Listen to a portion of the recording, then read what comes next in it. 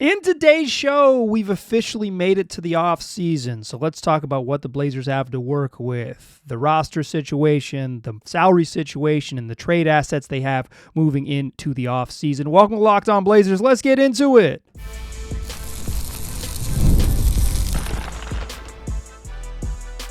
You are Locked On Trailblazers, your daily Portland Trailblazers podcast, part of the Locked On Podcast Network. Your team every day. What up, world? It's your past first point guard and Trailblazers reporter, Mike Richmond. You're listening to another episode of Locked On Blazers, part of the Locked On Podcast Network, available wherever you get podcasts and also on YouTube. Thanks for making this show your first listen, coming at you each and every weekday, Monday through Friday. So make it a part of your daily routine. Make it your first listen. Tell your friends to do the same. It's Locked On Blazers, your team every day. In today's program, it is your 2025 Portland Trailblazers off-season primer. Everything you need to know about the Trailblazers off-season all in one place, captured in, about 30 minutes, depending on how much I yap here on today's program. So we'll get into everything you need to know about the Blazers situation. Roster spots they have going into the summer, their pick situation, their salary situation, and what a major trade package would look like. And we'll start there with the major trade package because the news around the league is that major trades might be coming. In fact, we are just, I'm recording this on Tuesday, April 15th. You are listening to Wednesday, April 16th show. We're not even 3 full days into the NBA's offseason, and we've already got rumors about big deals involving all-stars, or at least former all-stars, on the horizon. Let's start in Phoenix, where one of the most expensive roster in NBA history and one of the most disappointing teams in the history of the league, certainly one of the most disappointing teams in the recent history of the league, flamed out in Phoenix. The Suns. Yikes. Which means that changes are coming. They already fired Mike Budenholzer. Reports are that lead executive James Jones is also on the outs, and Kevin Durant is very likely to be traded. Right around the trade deadline, when Kevin Durant was not traded, Brian Windhorst of ESPN reported that Kevin Durant would be traded. In no uncertain terms, Wendy said Kevin Durant will be traded this summer, and Wendy was back reporting on April 15th that still remains the case, and that the Suns will maybe have a little bit of trouble navigating how that exactly gets done by finding a place for the soon-to-be 37-year-old Kevin Durant with 1 year remaining on his contract, who is indeed extension eligible this summer. That is both palatable to Durant and useful for the Suns, but they will find suitors. They flirted with it at the trade deadline, and it will come up one way or another. Kevin Durant will be on a new team and not in Phoenix. That's a big deal. Kevin Durant, while on the downslope of his career and with some availability issues, still one of the best players in basketball. Certainly when available, he can play. Speaking of availability, Zion Williamson could be on the move. According to Shamit Dua of the In the NO podcast and content space Discord channel, Zion Williamson might get traded. There have already been fireworks in New Orleans as David Griffin was let go as president of basketball operations, and they have moved quickly to hire Joe Dumars. And according to Dua, the marching orders for Dumars may indeed include trading Zion Williamson. Oh my goodness. That would be a big shakeup, although one that is fairly believable based on Zion's just availability over the last few years and maybe the challenges of dealing with that availability as you try to build a quality roster, considering how much the Pelicans struggled this particular season coming off a postseason berth the prior year. I think this is probably the tip of the iceberg, right? Heading into this trade deadline, right here on this show, I said that many prognosticators said that it would be very little action potentially because of the new CBA and all of this stuff. And then there was tons of action. It was a pretty major trade deadline, right? There was major moves. There was plenty of star-based trading happening at this trade deadline. But one of the people who kind of poo-pooed the idea that it would be slow at this previous trade deadline was Mark Stein, and Mark Stein reported in his newsletter, the Stein Line, that league sources indicate that there could be a flurry of action, particularly in the trade market this summer, because of a relatively underwhelming free agent class and because of not a lot of teams possessing cap space in any case to make moves in free agency. The trade market is likely to be the place where it all happens. And Stein, who said, yeah, there might be some action at the trade deadline and was darn right, says there could be some more trade action coming this summer.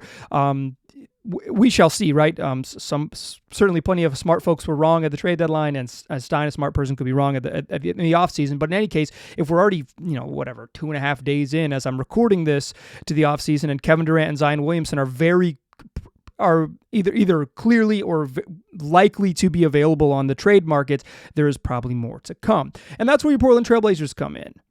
Could they make a deal for either of these gentlemen? Would they make a deal for either of these gentlemen? That's what we'll revisit in the third segment, is kind of what is the Blazers' ability to trade for a high-level star? And maybe we'll use Zion Williamson as an example because there has been reported interest in the past. The Blazers and Pelicans, got fairly far down the road, at least reportedly, according to none other than Jake Madison over at Locked On Pelicans, fairly far down the road in discussing a Zion for Scoot Henderson trade. As at the time, Jake Madison said on this very podcast that back then the Pelicans were very interested in being in the Scoot Henderson business. That was, of course, 2 years ago. We'll see how things change. But if the Blazers were to pursue a Zion Williamson trade, and they should certainly inquire as to what the price would be, I think they're a place that Portland is a place that at least should consider it, as many others would be. But I think we'll talk more about that once we kind of set the stage, because importantly, can the Blazers make a trade is all determined by what they have to trade and what their situation is. So let's answer this question. Where do the Blazers stand? As we are here on Wednesday, April 16th, what's the Blazers' deal? What's even going on? Here's what you need to know. The Blazers have 13 players under contract heading into next season.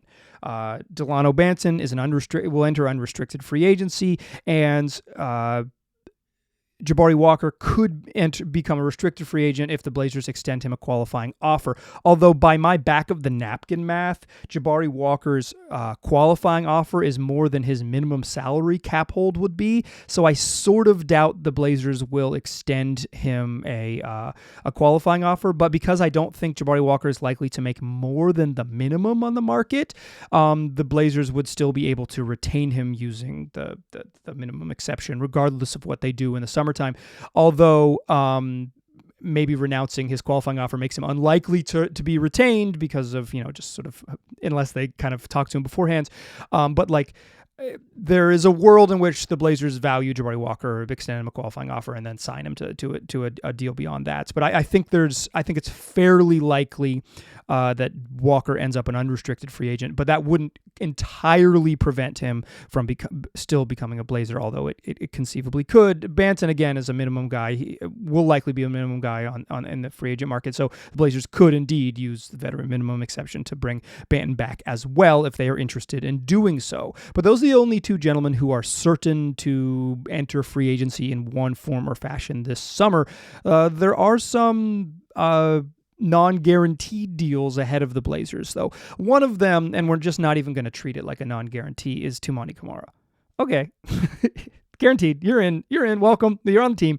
Toumani's making $2.2 million. That's a pretty good deal for someone of his caliber. There's nothing. He's extension eligible this summer, and the Blazers could sign Toumani to a sizable contract extension, and maybe it's in both of their interests to agree to that. But that is a conversation for down the line, and in fact, a show we will certainly cover at some point. But Toumani Camara, while technically non-guaranteed, he's guaranteed.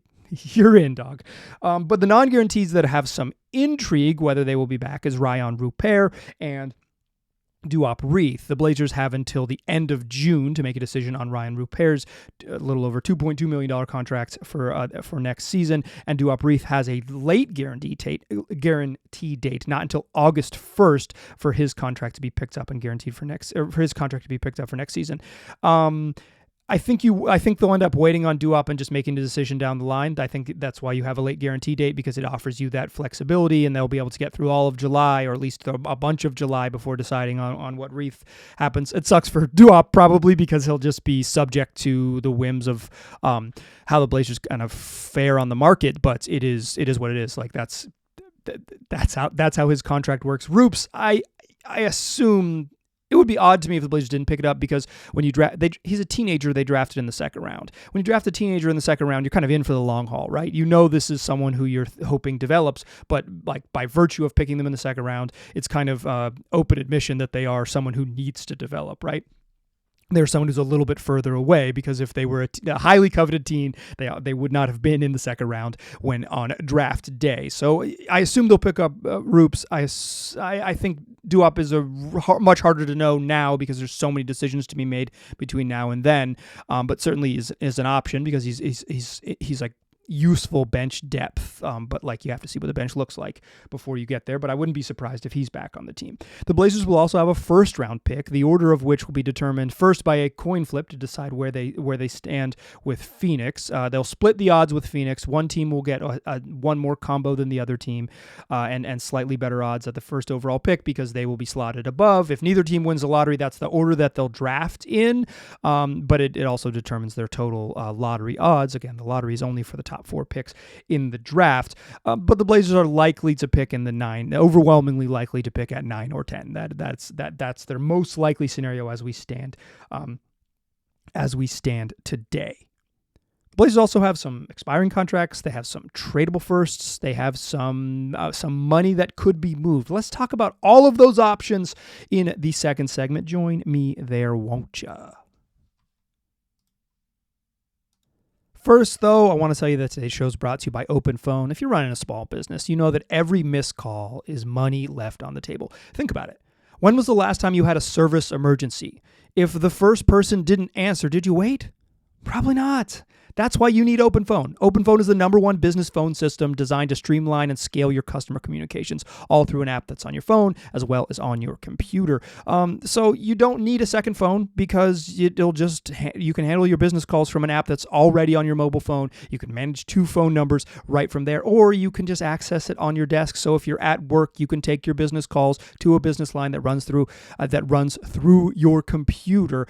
Plus, it's got a shared inbox, so your team can jump in on any conversation without missing a beat, and they've got call transcripts and summaries, so you can save time on follow-ups and ensure that you never lose track of a customer interaction that you've just had. OpenPhone is offering my listeners 20% off your first 6 months. That's 20% off your first 6 months at openphone.com/LockedOnNBA. That's OPENPHONE.com/LockedOnNBA. openphone.com/LockedOnNBA. And if you're switching over from another service, OpenPhone will even port your existing numbers over at no extra charge. OpenPhone, no missed calls, no missed customers. Today's program is also brought to you by Amazon Fire TV. Did you know your Fire TV is also an Xbox? It's pretty cool, huh? Turn any TV into your gaming entertainment hub with a Fire TV Stick 4K devices. No console required. All you need is a Fire TV Stick. That's how it works. You just grab your paired controller, subscribe or sign into your Xbox Game Pass Ultimate with EA Play included, and you're ready to play. You can dive into hundreds of premium titles, including EA Sports College Football 25, soon to be EA Sports College Football 26, Call of Duty Black Ops, and Avowed. As easily as you stream your favorite TV shows, you can play your video games as well. It's gaming made simple, and it's all available on your Fire TV. You can obviously use your Fire TV Stick and with your 4K devices to watch all of the streaming services you know and love, Netflix, Prime Video, Disney Plus, Max, and more. But you can also have it be your Xbox.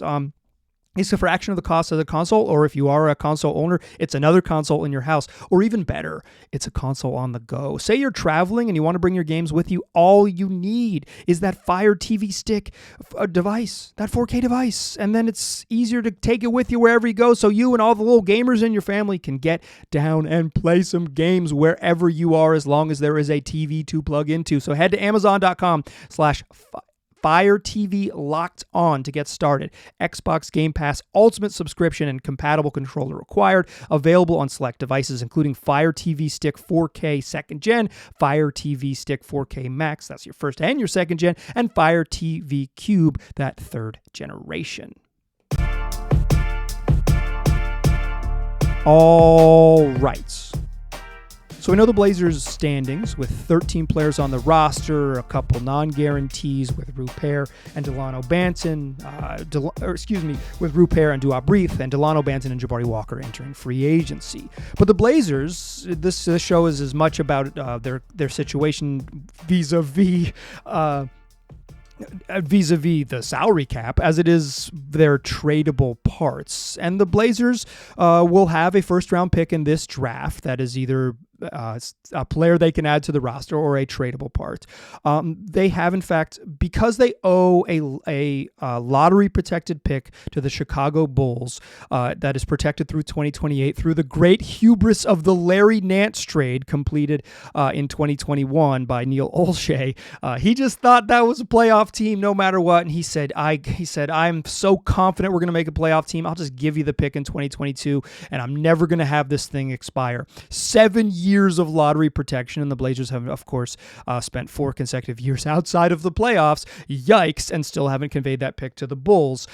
So they don't, that their own pick isn't really tradable until at least 2028, but on draft day, or they could agree to it prior to draft day, and then on draft day, their pick in 2025, draft pick in 2025 would indeed be tradable. You just have to complete the trade after the draft. That's like how the rules work. But if you include that one, the Blazers have 4 tradable picks. 2025, they've got 2 picks in 2029, their own, and the they owe a future. One of they have 3 picks in 2029, one of which is going to the Wizards, and then they have 2 others that they could conceivably trade. As the middle of their 3 picks is promised to the Wizards, and they have 2 others they could trade.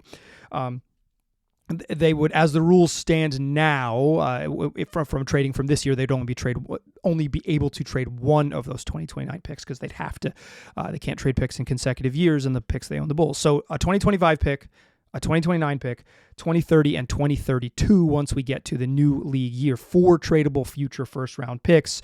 At some point, they'll have those other picks back from the Bulls, or they won't. That's the other option, is that they continue to miss the playoffs and continue to not give it to the Bulls, and then it will evaporate. In addition to those 4 tradable first-round picks, the Blazers have 5 tradable seconds, although they do not have a second-round pick in this draft.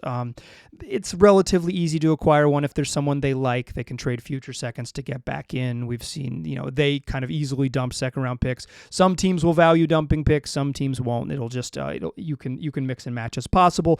And the Blazers also have 4 expiring contracts. The sizable contracts of DeAndre Ayton around $35 million, Anfernee Simons around $26 million, Matisse Thybulle at about 12, and Rob Williams in that same range around 13. These could be used in trades because they could have some value as tradable parts if the Blazers, particularly expiring contracts, have value if the Blazers are willing to take back future money. That is the way that expirings typically have value, because otherwise expiring contracts are players entering free agency, and teams maybe, while they would acquire some bird rights, maybe wouldn't value the lack of long-term control they get when acquiring a player on expiring contracts.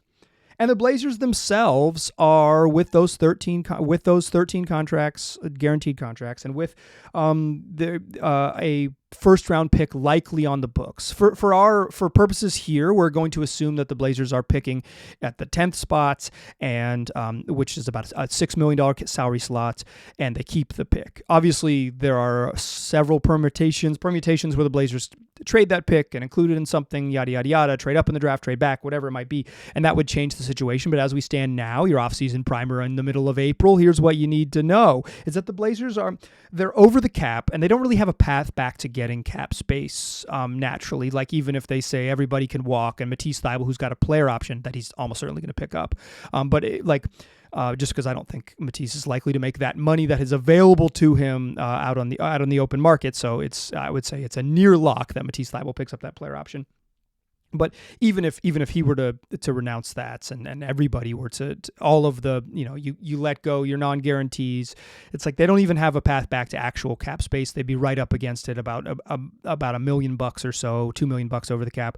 But it's like they're not gonna let Toumani Camara walk in this situation, right? Like they don't have a path to being a cap space team, but they do still have some flexibility because they're while their roster is expensive and they don't have they don't have ample room. They've still got room to make moves.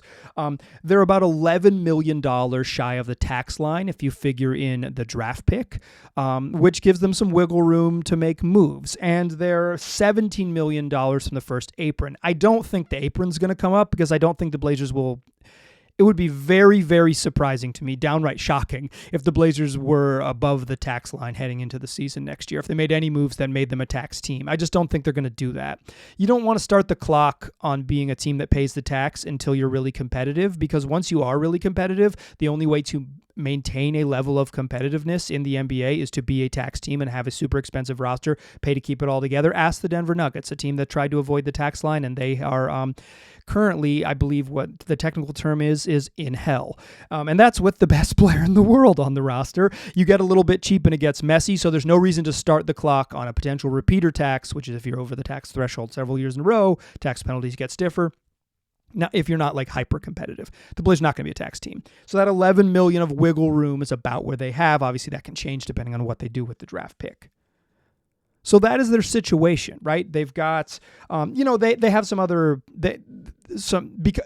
despite not having cap room to sign players, they do have the full non-taxpayer mid-level exception, which is roughly, I don't think it's been finalized yet, but we'll call it roughly $14 million starting annual salary. They've got the biannual exception, which is about $5 million of starting annual salary. They can sign second-round picks and they can sign veteran guys. I don't think they're going to be big players in free agency. That just seems unlikely. Typically, free agency in the modern NBA is how you sign role players. So there's a world in which the Blazers go out and sign role players in free agency. But in terms of making a big splash, I think it's in the trade market, which brings us back to Zion and Kevin Durant, where we started this whole thing. Say a Zion is available. Say a Kevin Durant too, although that one seems pretty pie in the sky. But it'll be fun, making up for the sins of 2007. What does the Blazers trade package look like, and how competitive is it relative to the rest of the market? Let's talk about that in the third segment. Join me there, won't ya? Before we get there, though, let's talk about underwear. My underwear. And what could be your underwear too, because now SKIMS makes underwear for everyone. You're probably familiar with the SKIMS brand, mostly known for making femme underwear, but now they make comfortable underwear for basically any type and shape you want. They were kind enough to send me over a couple pairs, and here's the compliment I can give them. I don't notice them because they're darn comfortable. I put them on in the morning, and then I go about my day wearing comfortable underwear, and I never think about them. And I've said this in the past when talking about SKIMS, and I'll say it again here. The worst thing that can happen to you during your day is to be doing whatever it is you're doing and have to consider your undergarments. And SKIMS that's not going to come up, because they're just making great, comfortable designs in pretty much every shape and style you could possibly want. Not only do they make all of the femme underwear that you could ever want, they're making underwear for absolutely everyone. So whether you're looking for the 5-inch boxer brief in the sort of the stretchy material, the 3-inch cotton boxer brief, or whatever it is, all of your shapes, all of your builds, you're going to go find it. So why not shop SKIMS Mens at skims.com/LockedOnNBA and SKIMS stores, plus all of your other SKIMS products. Let them know we sent you. After you place your order, select podcast in the survey and select our show, that's Locked On NBA, in the drop-down menu that follows. All right, still a pass first point guard, still Mike Richman, you're still listening to Locked On Blazers. So let's get back to Kevin Durant and Zion Williamson. What if they're on the market? How competitive can the Blazers be? I would say relatively, like if the Blazers are willing to put all of their chips on the table, 4 tradable first-round picks and some interesting young parts in the, Scoot Henderson, Shaedon Sharpe, Donovan Clingan camp, plus expiring money to make it work like DeAndre Ayton and Anthony Simons, the Blazers could field a very competitive offer. the question isn't whether they could, it's sort of whether they should. I don't think if it's a true bidding war, right? Like if Zion is available to the highest bidder, the anti-Luka, if he's actually like exposed to the market and available to the highest bidder, the Blazers don't have they're not hyper competitive, right? They don't have like a glut of young prospects that you would deem like immediately tradable relative to other teams. Like Houston most notably seems like very primed to make a trade. They're very primed to make a trade with the Phoenix Suns because they control a bunch of the Phoenix Suns picks.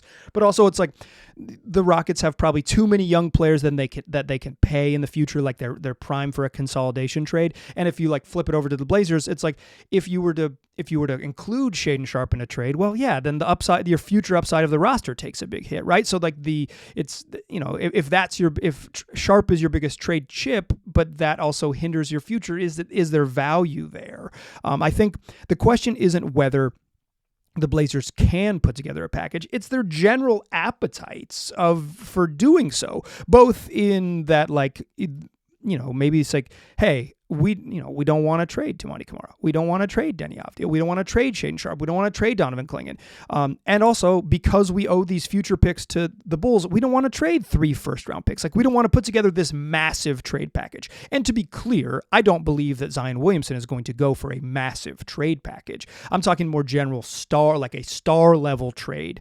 But, like, if you're more specific to Zion, I think because there's some clear reporting that maybe New Orleans is like interested in moving him, that could potentially drive down the asking price. I think his overall availability and over the last every single season of his career, drives some of the sort of general desirability down in his contracts. I think that, or in his trade value. So like, I don't think he's going to command this like huge haul. I don't think that's likely to happen. And Kevin Durant is, he has 1 year of his contract left and he's going to be 37 years old. He's awesome, but he could walk, and he has been shown to be a really mercurial guy, to say the least. So like, I would say the uncertainty with Durant maybe will drive down the asking price as well. These two specific gentlemen that into day 2 and 3 of the offseason we know are likely to be available aren't going to command a massive trade.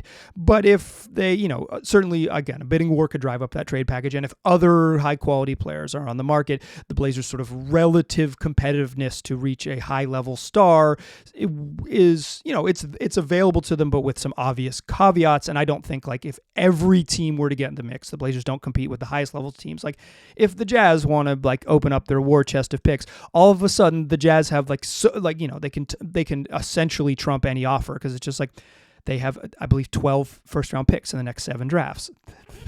They can move like 7 first-rounders today if they really chose to do so, including some of their own, which are likely to be relatively valuable, and some others. So like,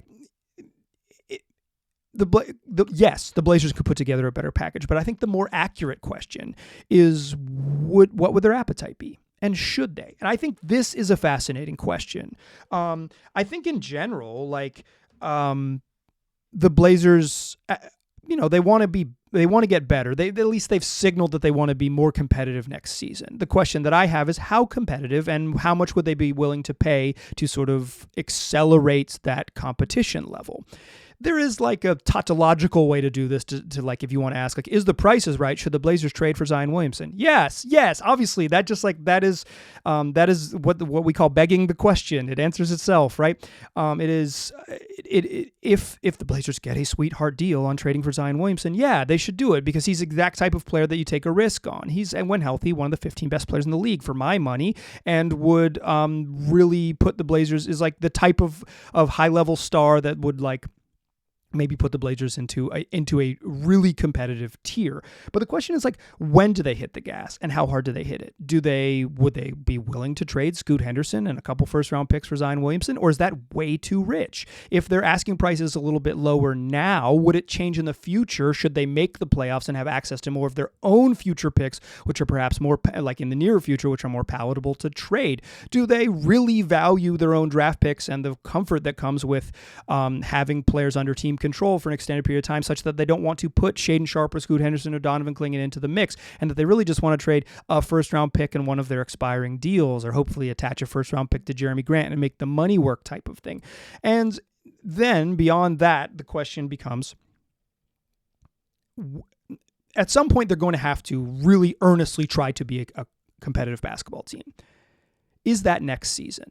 And so do they feel like the time to trade for an all-star level player is the summer of 2025, or do they feel like that's further out? They could make a competitive trade, relatively competitive trade. They're in the space to do so. Certainly they have signaled an interest to be more competitive. But I think the question becomes, when do you hit the gas and how hard do you hit it?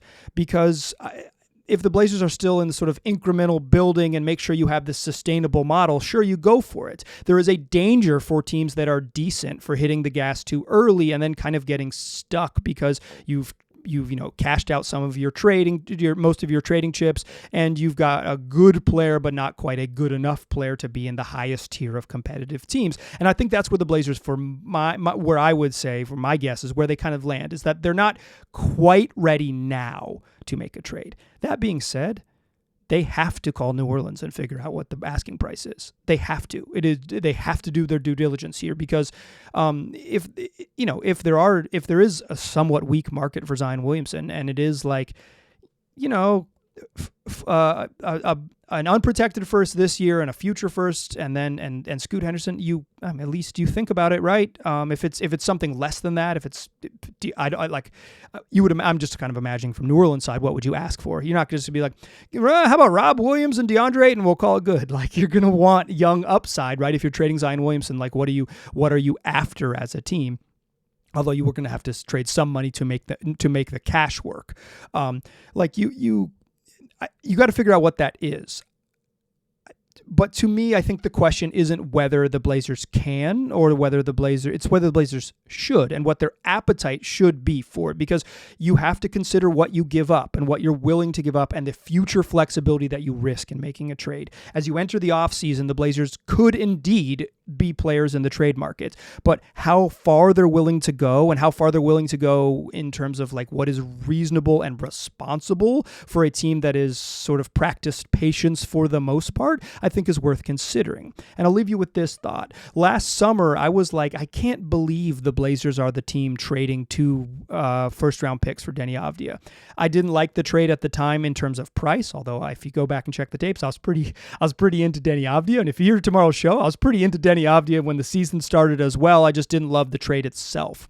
I would probably be still, if I was the Blazers, not super into trading my future first-round picks for that type of player. But I think the conversation has changed because of their talent level, that you have to figure out what the price is. You are not a team that sits on the sidelines and said, "Oh, that's a move for other teams." The Blazers are in a position now where they at least have to consider all of these like distressed asset star moves, because you only get so many opportunities to make a swing, and at some point you have to make a big swing, even if it's slightly ahead of schedule.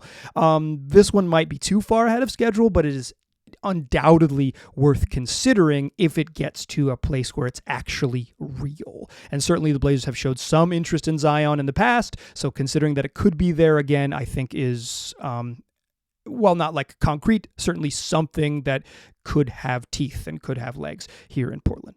Teeth and legs, it's a real monster.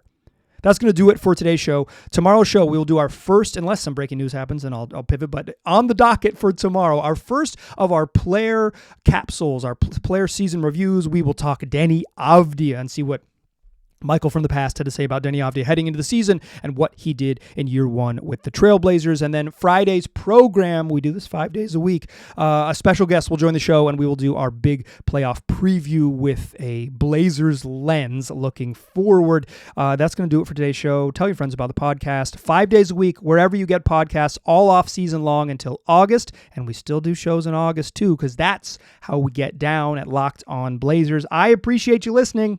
I'll talk to you soon.